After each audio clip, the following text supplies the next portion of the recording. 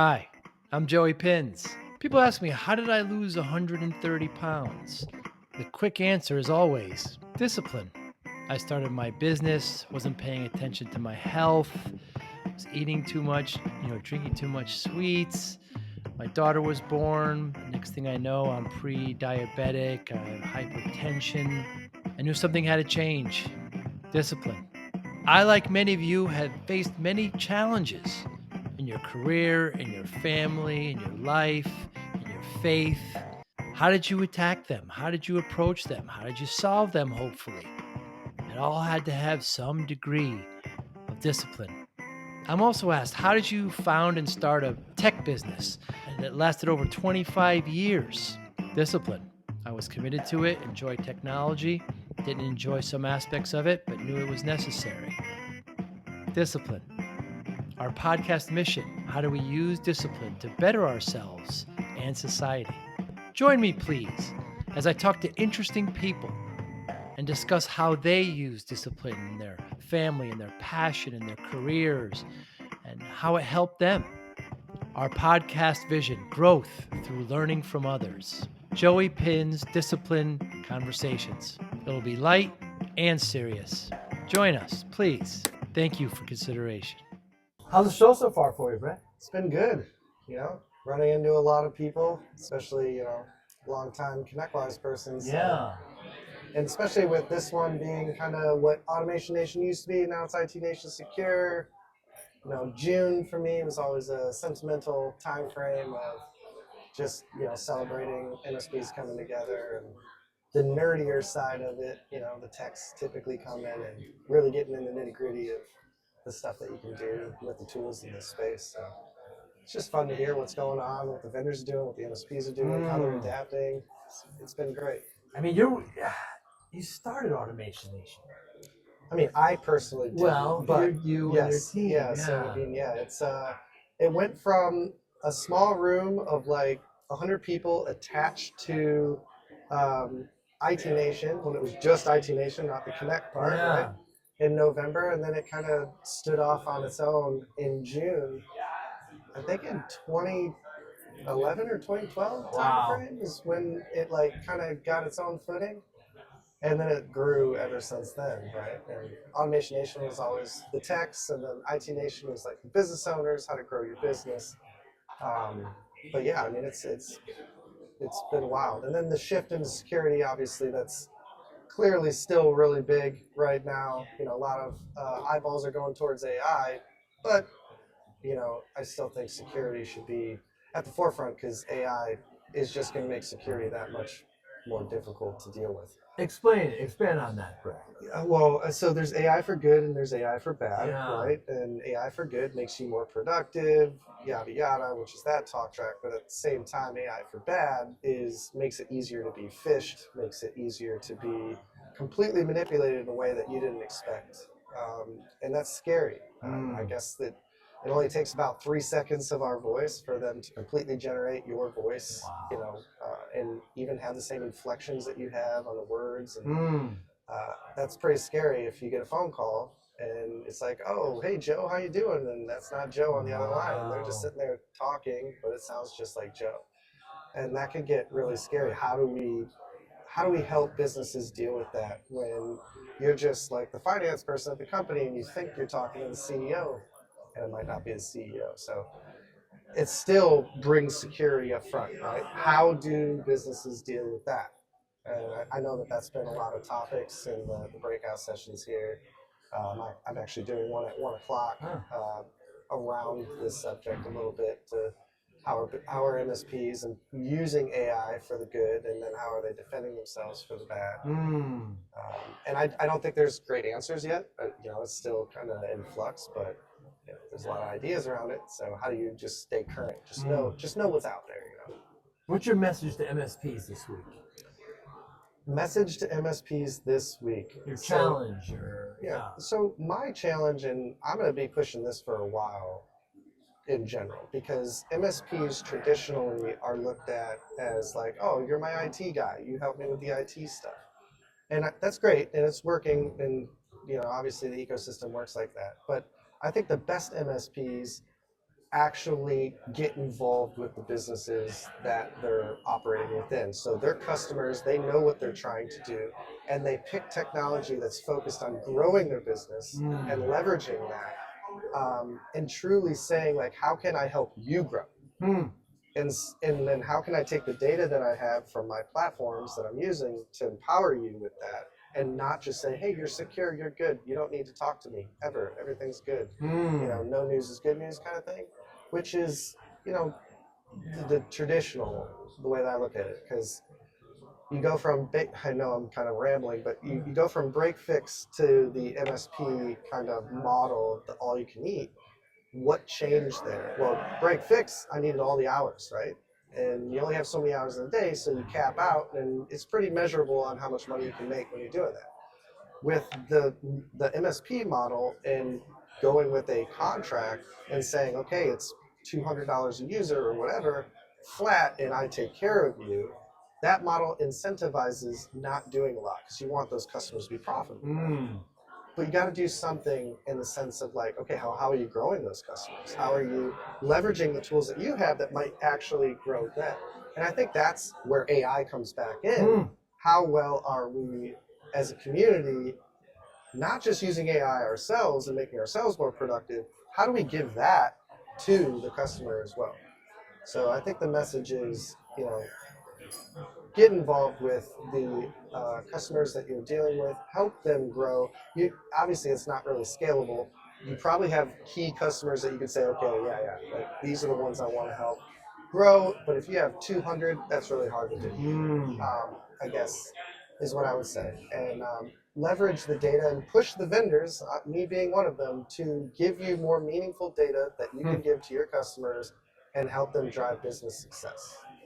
I mean, your unique perspective. You started as an MSP there in Ohio. You and Matt made this product, and then you're part of ConnectWise, and now you're become another vendor, but your heart's always been with the MSP. So you sympathize. Yeah, I started as an unpaid intern for Matt at Memphis in Toledo, and I've always had a passion for just IT, computers in general. So yeah, my entire career I started at 19. And just never got out of it. Always been in the MSP space. I'll always probably be in the MSP space until I retire. I still look young, but I'm older than I look. But I love it. It's definitely close to my heart, 100%. I'm never gonna change that. And how does Zorus help MSPs? So Zorus is a tool that allows you to go beyond just DNS filtering. DNS filtering is boring, in my opinion, and I think a lot of people think that. It's just like, okay, check the box. They're good at, if they click on a dumb link, it'll block them. That's one way to look at it. But my challenge of, well, how are you using that data to help your customers? So where Zorus can come in is really say, okay, well, instead of just telling your customer, hey, you clicked on Facebook 100,000 times, that means nothing to your customer. Those are vanity metrics. They're not going to sit there and go, oh, let me go make business decisions off that. But if you can sit there and say, hey, do you know you have 15 people spending 100 hours a month in social media? Would you like to add that as part of your kind of content filter and kind of get people back on track? And I think that's a more meaningful statement. And being able to help them understand where's time going in their business and make better decisions on optimizing that. And are you using the right tools? I am an MSP coming in saying you should be on the Microsoft stack. You should be using MS Teams. Why is there 10 people using Slack in your business? Is this authorized? Is there proper security measures around that? And just being aware of what's going on in the environment so that you can keep them secure. That's how Zorus is different than any other DNS filter. Everyone just measures clicks. We measure time, where time is more meaningful to people. And I like what you said before, Brett, about pushing vendors. What should vendors be doing better here? It comes to reporting. It really just comes to reporting. How can you take the data that you have? All of us have so much data. How can we make that meaningful to your customer? You're an MSP and you're showing them the report. Because MSPs, in the model that they're in, of hey, if I don't touch them, that means everything's working, also need to show their worth, right? So what is their worth? Their worth is like, oh, I closed this many tickets for you. I did this many patch, fixes for you. I did whatever. Again, all vanity metrics, not meaningful to the customer to help them grow. So vendors can do a better job at how can we make better reports that the MSP can just hand to their customer and say, this is meaningful data to your business and help you grow your business. And give them a talk track to say, okay, this is what this means, this is what this means. You can make the decision that you need to make. Yeah. I'm here to just provide you with that data. And I think every single vendor in this ecosystem has data that can do that. And I do think it's cool where ConnectWise and other ecosystems, I won't even name them because I'm loyal to ConnectWise personally, but they're trying to centralize this data. They're trying to bring it all together because, again, shifting back to AI only works when all your data is kind of in the same spot that it can learn from. If you have all these disparate systems, that's hard to get that out. So that's how we can, from a vendor perspective, we can be better to the community by giving them better reports that help their customer, not the MSP necessarily, help their customer grow. Because when they grow, the MSP grows, right? And they keep that retention. Yeah, that's what I would say. I did the first timer orientation yesterday, and we just keep pushing to meet, for the MSPs to meet people. A lot of our introverts, or especially there's a lot of tech people here, and to really kind of network with everyone. It's real important. You encourage that too, obviously. I do, but I'm also an introvert. You are. At heart. I have to be extroverted here. Normally when I go home, I sit down on the couch and my wife's like, why aren't you talking? It's like, I talked enough. But yeah, the networking part, everyone's going through the same problems. Right. Don't think you're alone in it. And I know it gets nervous to reach out. You feel inferior or whatever you might feel. This is the most giving community that you can be a part of, which is also why I love it so much. And everyone's willing to help. And your problem is not unique. Ask the questions and get answers. And I always encourage that to any MSP that I've ever talked to that comes to these shows. Come here with an agenda. Come here with what 5 things do you want to fix about your business? And that's what you're going to come home with. Make sure you're asking those questions. You go to the breakouts that kind of align with what you want to work on. Where do you want to improve? And go back and implement something. Change, adapt. Because if you don't, you go flat. Yeah. Now, you're one of the architects of Lab Tech, which became RMM, and now you're CEO, right? Yeah. So talk to me about that transition from technician to C-level. Oh wow. Chief. Imposter syndrome. 100%. Really? For me, I've always looked at it in a sense of there's a difference between millionaires and billionaires. And when you look at really wealthy people, what is the difference between a millionaire and a billionaire? Well, when you think of Steve Jobs, when you think of Bill Gates, Elon Musk, these people obsess over product. If you make good product, the money follows them, right? So that's what I've always been about, is make good product that actually solves business problems, obsess over it, and you will do well. And I think people get behind that no matter what role you're in, starting from an automation engineer, writing little VB scripts at Nemesis back in 2004 to CEO today, that mindset of just make something that helps people. And people tend to gravitate to that, especially when you have the passion and the energy behind it to really try to drive something home. So I guess what I would say is what changed is I don't know how to run a business. But that doesn't mean you can't learn that. That doesn't mean you can't surround yourself with people that know how to run businesses. Fill your own personal gaps. Understand where you're strong and where you're weak, and make sure you surround yourself with people that are strong where you're weak, and be okay with that. And I've just done that the whole time. And there's been very, very successful people, obviously at ConnectWise, that are now also running their own businesses and flourishing. And so, yeah, I think it's a mindset, but don't be afraid of what role you're in. start with the customer. Yes, always thinking about customer. Always thinking about and talking to them. Make sure you talk to them. I think that's a big mistake of a lot of vendors is, are you listening to your customers, or are you just listening to your sales team on why you lost the last deal? Get involved. Bring them together. Get them talking to each other, because they might have different problems, and then you can listen in and go, ooh, I feel like I can fix that. And when you can fix that and you can prove that, then you deliver, right? You got to deliver. You change the whole mindset of people that work with you, and then you get loyalty out of that. ConnectWise did a really good job. They're still doing a good job, in my opinion, of creating loyalty to the products by listening to the customer, doing the right thing, solving actual problems, and moving them forward. I think it's Henry Ford had that quote of, like, if you talk to a farmer back in the day, they're like, what do you need to be more productive? Oh, I need a faster horse. I need more horses. They don't ask for a tractor. But when you observe what they're trying to do with the farm, and you're like, how can I innovate? That's what I think all vendors are trying to do, is like, how do we create tractors? I think that's meaningful. Yeah, I've been doing a lot of reading recently on Amazon, this whole customer obsession. It just seems kind of natural, but I mean, they're just focused on, in Amazon's case, I forget what the order is, but it's, quick delivery, low price. I forget what the third one is, but again, just obsessing about the customer, and everything else will kind of fall into place.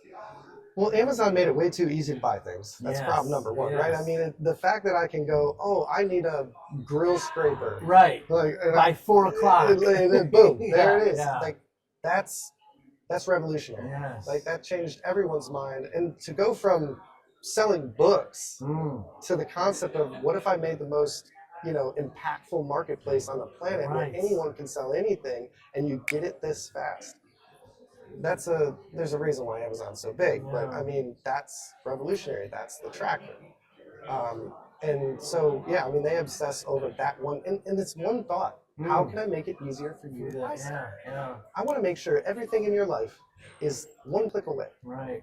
And that seems so simple. It does. But it's hard to accomplish, and they did a good job at accomplishing that. And, we as a community can also do that. For all of our customers, keep it simple with your customer. What are you trying to do for them? Are you just trying to keep them safe and secure?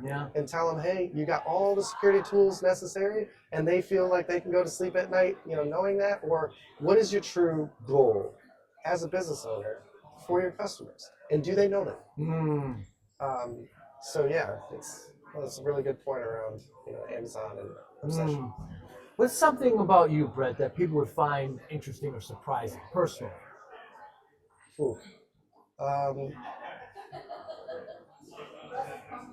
I mean, I know you like old fashions. Well, old fashions are delicious. Yes, I absolutely do. Only two, though. Only two, because they catch up on you. But I guess something, for me, I really, as much as I'm introverted, I do draw a lot of energy from being around people, especially people who are trying to go towards the same goal. Right. So, like, going to work for me and going to the office and seeing the engineers there and seeing salespeople there, to me is so energizing. I love it. And I think a lot of people, whenever I hear people go, I hate work sucks, it's like, I've never worked a day in my life.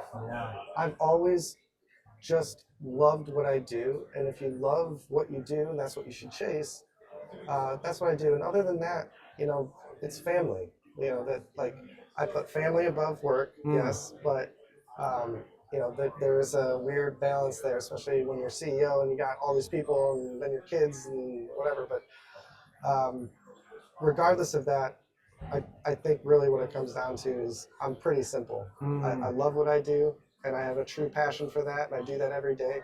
And then I love my family and just spend as much time as humanly possible with them and watch them grow. I have a 10-year-old and a 3-year-old, 4-year-old who just turned 4.